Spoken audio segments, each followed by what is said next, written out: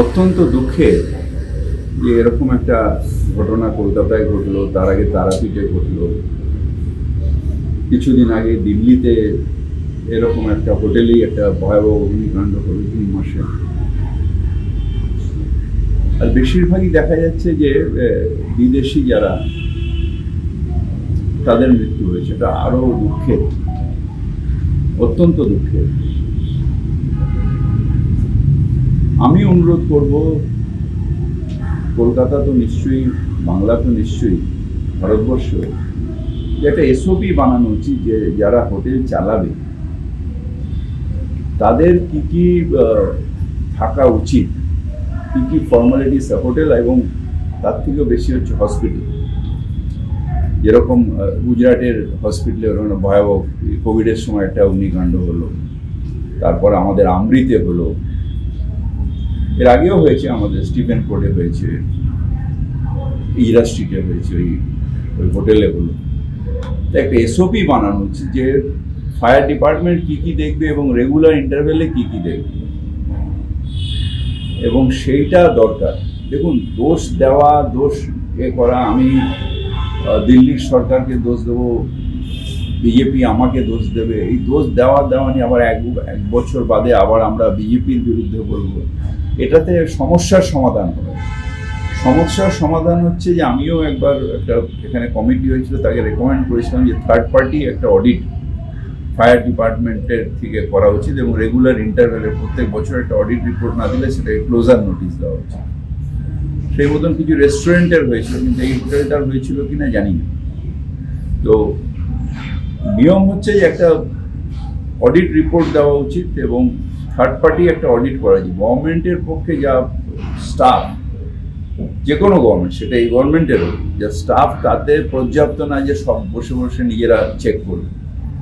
কিন্তু একটা third party, যেরকম কর্পোরেশন তাদের বিল্ডিং প্ল্যানের ক্ষেত্রে যেরকম আর্কিটেক্টদের একটা লাইসেন্স দেয়, সেই লাইসেন্সের বেসিসে বিশ্বাসে তারা বিল্ডিংগুলো প্ল্যান পাস করে তাদের তত্ত্বাবধানে থাকে, ঠিক সেইভাবে ফায়ার ডিপার্টমেন্ট একটা থার্ড পার্টি অডিট থাকা উচিত, এবং সেই অডিটের বেসিসে এদের ক্লোজার হবে কি হবে না সেটা মানে আইনত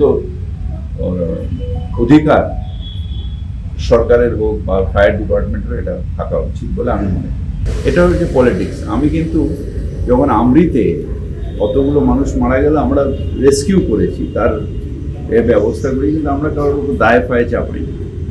তার আগে স্টিফেন কোর্টে আমরা যখন অপোজিশনে ছিলাম অতগুলো লোক মারা গেছে, হোটেলে মারা গেছে, দিল্লির হোটেলেও তো মারা গেছে এই জুন মাসে।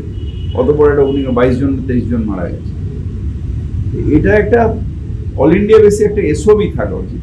আবার এক বছর বাদে, ধরুন আজকে 2 মাস হয়েছে ইলেকশনের জন্য, আমরা কেউ কাজ করি, সবাই 2 মাস 3 মাস, আবার এই 3 মাস সরকার নেই, তো 6 মাস অলরেডি হয়ে গেছে। উনি এত দৌড়দৌড়ি করেন, এই হোটেলগুলো ঘুরতে পারতেন, সেটা বলা আমার উদ্দেশ্য না, কারণ কারোর পক্ষে এটা সম্ভব না।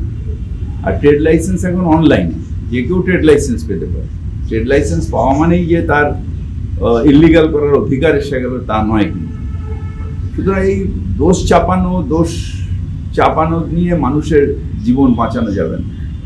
জীবন বাঁচাতে গেলে থার্ড পার্টি করতে হবে একটা অল ইন্ডিয়া বেসিসে, বা সরকারের এখান থেকে আমাদের সরকারি একটা এসওপি তৈরি করুক, যেটার বেসিসে যাতে এরকম ঘটনা না ঘটে।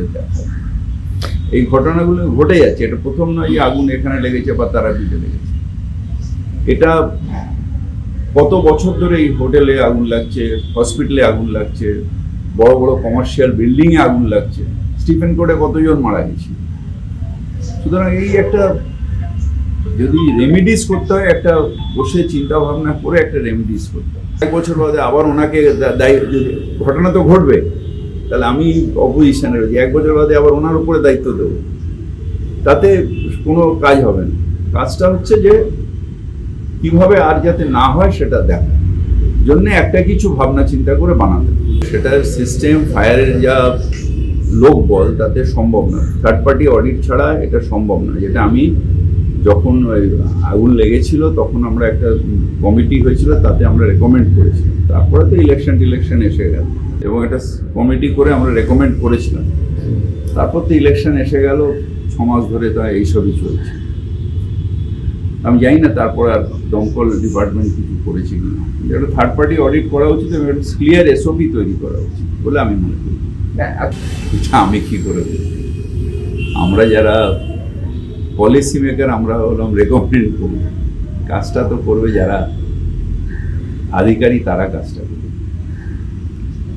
এই কাজটা আমার মনে হয় যে যদি সদিচ্ছা থাকে, দোষ দেওয়া দোষ নেওয়া থেকে ধরুন 1 বছর বাদে ঘটনা ঘটবে, তখন আবার আমি রাস্তায় নেবে কাউকে দোষ দেবো, এটাতে কাজের কাজ কিছু হবে না। কাজটা হলো যে একটা এসওপি তৈরি করতে হবে। এটা যেটা হতো এই যেটা আমি বললাম, কিন্তু তারপরেই 1 বছর আগে যেটা ঋতুরাজ হলো, তারপরেই মাস 6 এই আলোচনা হয়ে রেকমেন্ড করতে করতে ইলেকশন এসে গেল। ধরুন 2-3 মাস ইলেকশনের প্রিপারেশন আর 3 মাস আমরা নিই, মানে 6 মাস চলেই গেছে। তো এটা একটা অসুবিধা হয়েছে, কিন্তু বেটার লেট দ্যান নেভার।